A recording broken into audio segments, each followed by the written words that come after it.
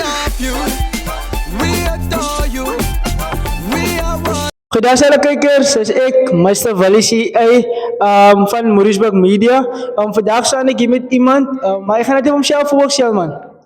Goeienaand sê, toeskouers, genaamd sê, kijkers en followers. Rugbygemeenskap, ek is Anthony Jacobs, alias Fonkas. Ek is tans die spanbestuurder van Mauriceburg Rugby Voetbalclub. En zeg voor ons, waar het jou liefde voor rugby ontstaan? Mr. Wallis, ek gaan my nie glo vandag hier. Dit het begin in 1995. Dit was spesifiek die dag toe die Wereldbeker finaal gespeel was tussen die All Blacks en die Bokke. Ons as vriende het die wedstryd saam gekyk. Ek beloof julle, ek het rugby actually gehaat op skool.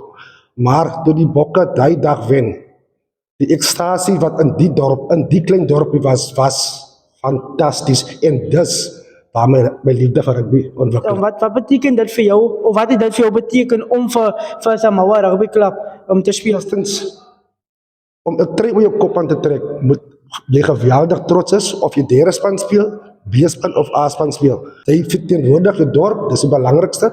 En as jy jou trui, die eerste span trui oor jou kop trek, dan moet jy weet, jy is daar om te...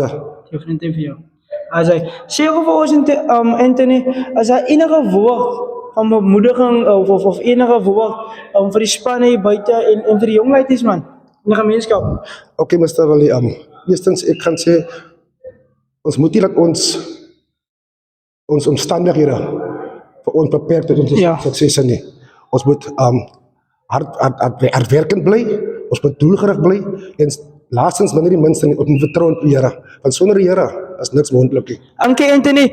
Ja, dis ek, Mr. Valici, Mauriceburg Media. Ons praat weer. Short man for Samoa. In the next generation, man.